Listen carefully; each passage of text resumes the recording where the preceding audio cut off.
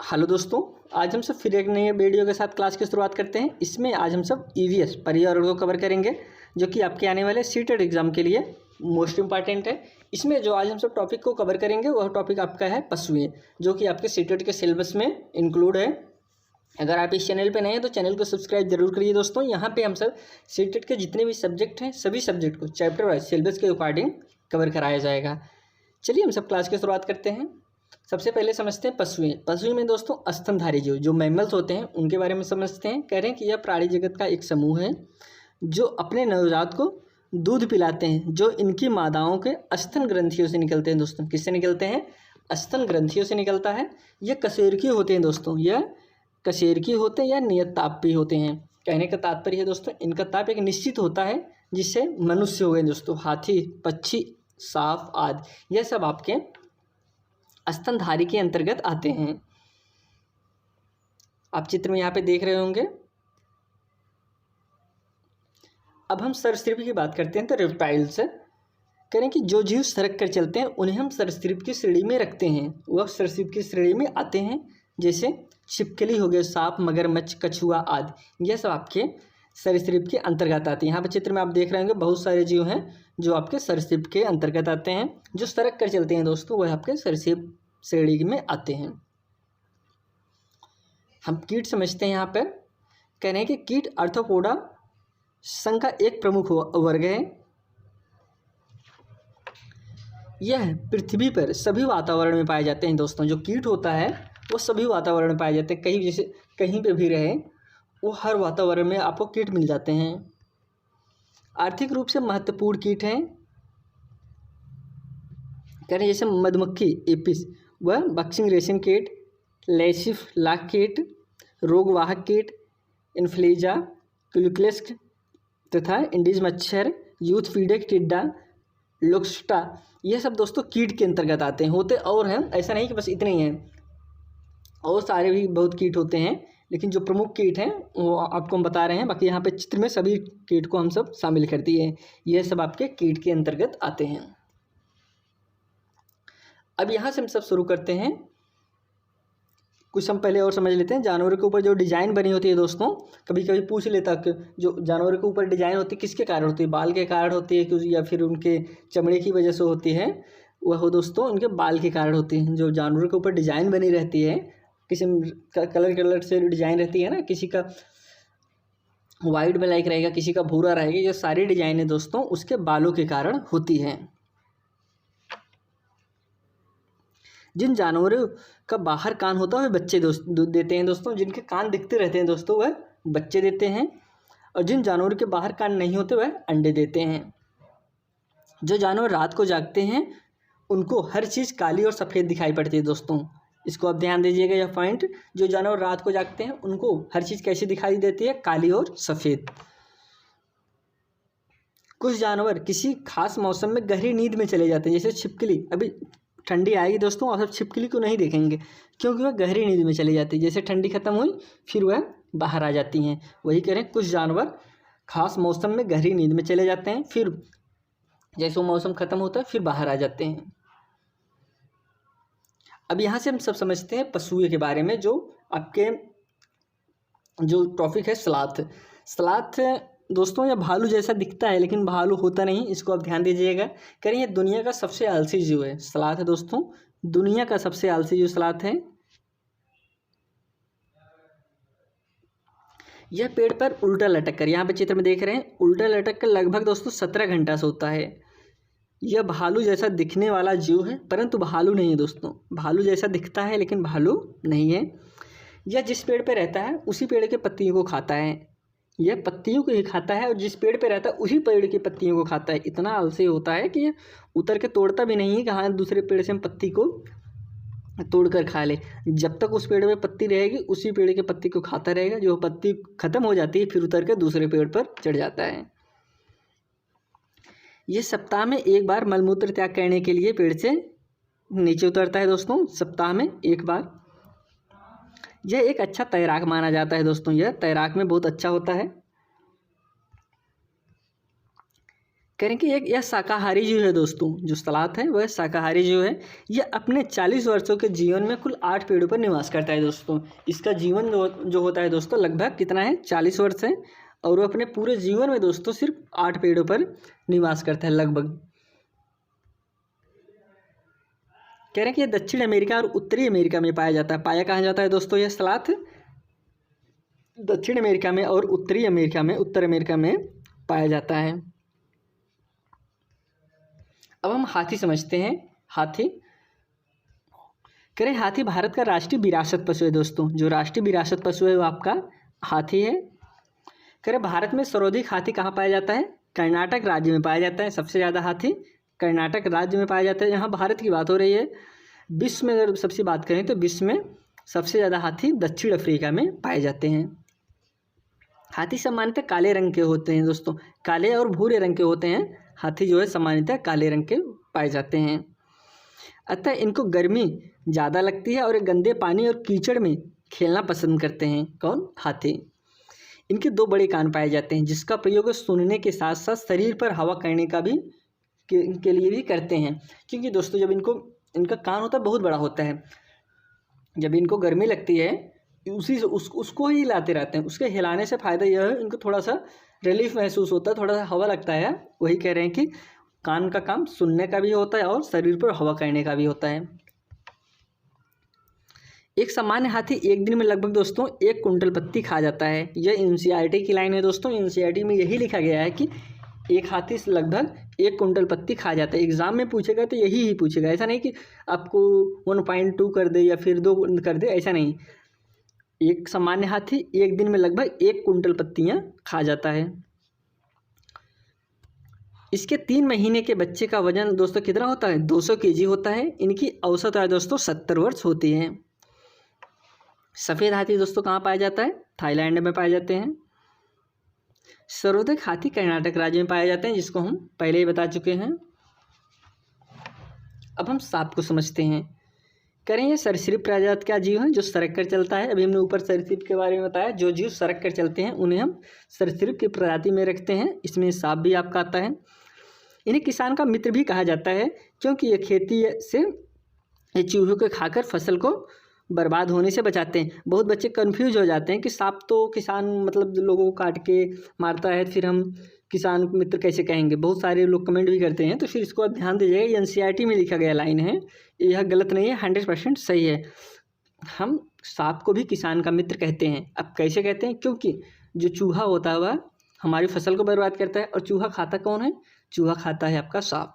इसलिए किसान का मित्र सांप को भी कहा जाता है। केचुआ को भी कहा जाता है, लेकिन सांप को भी कहा जाता है। इसको आप ध्यान दीजिएगा। भारत में 4 तरह के जहरीले सांप पाए जाते हैं दोस्तों। जो भारत में सिर्फ 4 ही तरह के जहरीले सांप पाए जाते हैं। बाकी सांप तो बहुत प्रकार से होते हैं, लेकिन जिसमें जहर होता है, जिसे काटने से लोग की डेथ हो सकती है, वह सिर्फ 4 प्रकार से ही सांप होते हैं। अब समझते हैं। इसमें आपका होगा नाग, किंग कोबरा, करैत, अफाई, दुबैया। यही 4 प्रकार के जो सांप है दोस्तों भारत में पाए जाते हैं, जो जहरीले होते हैं। बाकी सांप और प्रकार से होते हैं जिन्हें काटने से लोगों की मृत्यु नहीं होती है, लेकिन आधा लोग डर की वजह से मृत्यु हो जाती है। हम कह रहे हैं नाग अपने बच्चे का पालने के लिए घोंसले की व्यवस्था करती है। एग्जाम में जब भी पूछ ले ऐसा कौन सा सांप है जो अपने बच्चे को पालने के लिए घोंसले की व्यवस्था करती है, तो आप ध्यान दीजिएगा वह नाग है। नाग एक ऐसी प्रजाति है जो जन्म देने के पश्चात अपने बच्चे को ही खा जाता है। नाग जो है दोस्तों जन्म देने के बाद अपने बच्चे को ही खा जाता है। सांप के 2 खोखले दांत पाए जाते हैं दोस्तों। जो सांप का दांत होता है वो खोखले होते हैं, जो जब आदमी को काटता है तो उसी से जहर उसके अंदर ट्रांसफ़र हो जाता है आदमी के। लेकिन दांत जरूर होता है, लेकिन ये अपने जो भी खाता है उसे चबा के नहीं खाता, वह निगल के खाता है। कह रहे हैं कि जिसका प्रयोग है सामने वाले के जहर पहुंचाने के लिए करता है। जो यहाँ पे चित्र में देख रहे होंगे खोखला दांत है, ये खोखला होता है, इसी में जहर भरता है, वही आदमी को डंक मारते हैं जब। इसका सिर्फ एक ही काम है, ये इसे काटने का ही काम है। इसे भोजन करने का काम इससे नहीं करता है। जो दांत है इसका काम है सिर्फ लोगों तक जहर पहुँचाने का कार्य है। सांप के 2 दांत होते हैं, परंतु वह भोजन को निगल कर खाता है। भोजन करने में सांप दांत का प्रयोग नहीं करता है, दांत सिर्फ जहर पहुंचाने के लिए करता है। कह रहे सांप का कान नहीं पाए जाते हैं। सांप के कान नहीं पाए जाते, सिर्फ वो कंपन से महसूस करता है दोस्तों। जो गांव में बहुत सारे लोग आते हैं, बीन बजाते हैं, सांप निकालते हैं, कहेंगे देखो बीन बजा रहे हैं वहाँ से निकले, ये सब फर्जी बातें हैं, इसको अपना ध्यान दीजिएगा।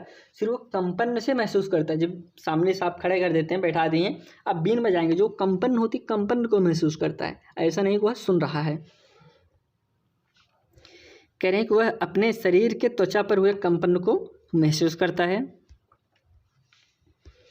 कह रहे सांप के काटने की दवा सांप के जहर से ही तैयार किया जाता है। जो सांप के काटने की दवा है दोस्तों, जिसे जो लगाया जाता है जिससे आदमी की जान बचती है, वह सांप के जहर से ही तैयार किया जाता है, जिसका नाम सीरम है दोस्तों। नाम क्या है इसका? सीरम है। कह रहे हैं ये सरकारी स्वास्थ्य केंद्रों पर आसानी से उपलब्ध होता है। अब ये तो कहने की बात है दोस्तों, हर सरकारी स्वास्थ्य नहीं उपलब्ध है, लेकिन अब NCERT में लिखा गया तो जाहिर सी बात है हमको लिखना पड़ेगा। तो यह सरकारी स्वास्थ्य पर आसानी से उपलब्ध होती है। अभी गांव में ऐसे भी कुछ सरकारी स्वास्थ्य जहाँ नहीं उपलब्ध होती है, दूर जाना पड़, आदमी की डेथ भी हो जाती है।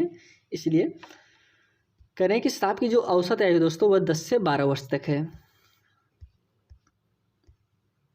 अब हम बाघ समझते हैं। ये भारत का राष्ट्रीय पशु है दोस्तों। जो बाघ है भारत का राष्ट्रीय पशु है। भारत में सर्वाधिक बाघ दोस्तों कहाँ पाए जाते हैं? मध्य प्रदेश में पाए जाते हैं। इसीलिए इसे टाइगर स्टेट कहा जाता है। टाइगर स्टेट किसे कहा जाता है दोस्तों? मध्य प्रदेश को कहा जाता है, क्योंकि वहाँ पर सबसे ज़्यादा बाघ पाए जाते हैं। बाघनी और उसके बच्चे समूह में रहते हैं। इसके नर बच्चे 2-3 वर्ष में समूह छोड़ देते हैं और स्वतंत्र जीवन की ओर अग्रसर होते हैं। इनके शरीर पर काली और पीली धारियाँ पाई जाती हैं। यह मनुष्य की तुलना में अंधेरे में 6 गुना तेज देखते हैं दोस्तों। कितना? अंधेरे में मनुष्य की तुलना में 6 गुना तेज देखते हैं। आदमी से 6 गुना ज़्यादा देखते हैं। इनका जो बच्चा है 2 से 3 वर्ष समूह छोड़ देता है और स्वतंत्र हो जाता है, अपना अकेले जीवन व्यतीत करता है। और इनके शरीर पर काली और पीली धारियाँ पाई जाती हैं। जैसे कि हमने ऊपर ही बताया था, जो इनके ऊपर डिजाइन होता है वह किसकी वजह से होता है? वह होता है इनके बालों की वजह से। और पॉइंट हम समझते हैं। कह रहे हैं कि अपने इलाके का निर्धारण मूत्र के गंध के माध्यम से करते हैं। अभी जहाँ पे रह रहे हैं उसका निर्धारण कैसे करेंगे? जैसे वहाँ पे रह रहे हैं, कोई और बाघ आ गया या फिर अपना एरिया बना देखा, इसके अंदर हम रहेंगे, तो फिर उसका निर्धारण ये मूत्र के माध्यम से करते हैं। और उसी से समूह में आए दूसरे बाघ की पहचान भी आसानी से कर लेते हैं। इतने समझदार होते हैं कि हर कार्य, अगर इनके क्षेत्र में कोई दूसरा बाघ आ गया उसको बहुत आसानी से समझ लेते हैं। कह रहे हैं कि अपने मूंछों की सहायता से पत्तियों में जानवर के भागने से उत्पन्न सरसराहट और हवा के चलने से उत्पन्न सरसराहट को आसानी से अंतर कर लेते हैं। अब यहाँ पे अगर समझने की बात यह है दोस्तों, जो इनका यहाँ पे चित्र में देख रहे होंगे, इनके मूंछें हैं। अगर कोई हवा चलती है, जब कोई हवा चल रहा है तो इनका जो मूंछ होता है सीधा सीधा इनके शरीर पर टच होता है। लेकिन अगर कोई जैसे जानवर भाग रहा है तो इनके शरीर जो मूंछ होती है वह उठती बैठती रहती है। मतलब कहने का तात्पर्य, हवा लगेगा तो सीधा सीधा उसके फेस पे लग रहा है तो मूंछें सारी चपक जाएंगी। लेकिन अगर कहीं जानवर कोई उसके आसपास से भाग रहा है, उसके जो हवा से हवा उत्पन्न होगी, उससे दोस्तों इसकी जो मूंछ है वो ऊपर नीचे उठती बैठती रहती हैं। इसी के जरिए से आसानी से अंतर कर लेता है कि यह हवा की सरसराहट है या फिर कोई जानवर आया है उसके सरसराहट से उत्पन्न है। बाघ विभिन्न प्रकार की आवाज़ निकालने में सक्षम होता है दोस्तों। इसकी दहाड़ 3 किलोमीटर तक आसानी से सुनाई देता है दोस्तों। इसके बच्चे का वजन दोस्तों 1.5 kg से लेकर 2 kg तक होता है। इसकी औसत आयु दोस्तों 8 से 10 वर्ष होता है। बाघ पूरी दुनिया में बिल्ली की सबसे बड़ी प्रजाति के रूप में जाना जाता है दोस्तों। यह जो इसकी प्रजाति है दोस्तों, बिल्ली की ही प्रजाति है, लेकिन बिल्ली की सबसे बड़ी प्रजाति के रूप में इसे हम सब देखते हैं। दुनिया में सबसे ज़्यादा मांस खाने के मामले में तीसरे स्थान पर है। मांस की अगर हम सब बात करें तो सबसे ज़्यादा मांस कौन सा जानवर खाता है? तो सबसे ज़्यादा मांस खाने के स्थान पर यह तीसरे स्थान पर है। और पहले स्थान पे हम सब बात करें तो पहले स्थान पर है ध्रुवी भालू और दूसरे स्थान पर है भूरे भालू। सबसे ज़्यादा मांस आपके जो ध्रुवी भालू हैं वो खाते हैं, और सेकंड नंबर पे आपके भूरे भालू हो गए। तीसरे स्थान पे आपके दोस्तों बाघ हो गया। बाघ के बच्चों को शावक कहा जाता है। जन्म के बाद 1 सप्ताह तक ये अपनी आंखें नहीं खोलता दोस्तों। बाघ के जो बच्चे हैं तो बच्चे होते हैं दोस्तों, उसे हम शावक कहते हैं। यह 1 सप्ताह तक अपनी आँख को नहीं खोलता है। इनकी औसत चाल की अगर हम सब बात करें तो 60 किलोमीटर घंटे की रफ्तार से इनकी औसत चाल होती है। अब हम यहाँ पे शेर की बात करते हैं। इसे जंगल का राजा कहा जाता है। किसे दोस्तों? शेर को। शेर सामान्यतः भूरे रंग का होता है। शेरनी और इसके बच्चे समूह में रहते हैं। शेरनी और इसके बच्चे समूह में रहते हैं और सबसे अधिक उम्र की शेरनी समूह का नेतृत्व करती है। जो समूह में रहते हैं दोस्तों, जो भी शेर समूह में रहते हैं उसका नेतृत्व दोस्तों शेरनी ही करती है। एक वयस्क शेर का वजन दोस्तों 2.5 kg तक हो सकता है। इनके दांत अधिकतम 8 सेंटीमीटर तक चौड़े हो सकते हैं। विश्व में सबसे ज़्यादा शेर दोस्तों कहाँ पाया जाता है? अफ्रीका महाद्वीप के तंजानिया देश में सबसे ज़्यादा शेर पाए जाते हैं। एशिया में शेर का स्वर्ग दोस्तों भारत में है, जिसे गुजरात में स्थित है, जिसे हम गिर राष्ट्रीय उद्यान के नाम से जानते हैं। इसे हम सब एशिया का स्वर्ग कहा जाता है। इनकी औसत जीवन काल का अगर हम सब देखते हैं तो 12 से 15 वर्ष तक यह जीते हैं। शेर हवा से पत्ते में उत्पन्न सरसराहट, किसी जानवर के भागने से उत्पन्न सरसराहट में आसानी से अंतर कर लेते हैं। जैसे कि बाघ करता है दोस्तों, वैसे शेर भी कर लेता है। बाघ और शेर में काफ़ी चीज़ें सिमिलर होती हैं, जैसे किसी के सरसराहट में उत्पन्न होना, हवा कैसे चल रही है उसको भी अंतर कर लेना, या फिर अपने क्षेत्र का निर्धारण दोस्तों ये भी अपने मूत्र के द्वारा ये करता है। कोई भी अदर शेर इसके क्षेत्र में आ जाता है, तुरंत समझ जाता है कि कोई इसमें आया है। इसका गर्भधारण काल दोस्तों 1 से 10 से लेकर 1 से 20 दिन होता है। यह एक साथ दोस्तों 4 शावकों को जन्म देता है। शेर जो है दोस्तों एक साथ 4 शावकों को जन्म देता है। आप यहाँ पे चित्र में देख रहे होंगे। शेर के बच्चे 3 सप्ताह पश्चात चलना शुरू करते हैं। जन्म के समय इनके बच्चे का वजन दोस्तों 2.5 kg से लेकर 3 kg तक होता है। अब हम केचुआ को समझते हैं, जिसे किसान का मित्र कहा जाता है दोस्तों। इसे किसान का मित्र कहा जाता है। यह सामान्यतः 8 इंच का जीव होता है दोस्तों।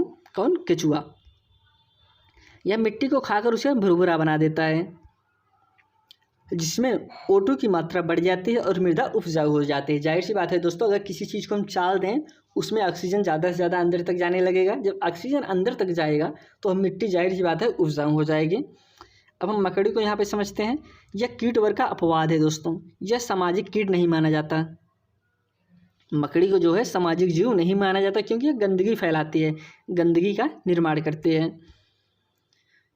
मादा मकड़ी प्रजनन के पश्चात नर मकड़ी को जान से मार देती है। जब प्रजनन करती है दोस्तों तो उसके बाद नर मकड़ी को या मादा मकड़ी जो है नर मकड़ी को मार देती है।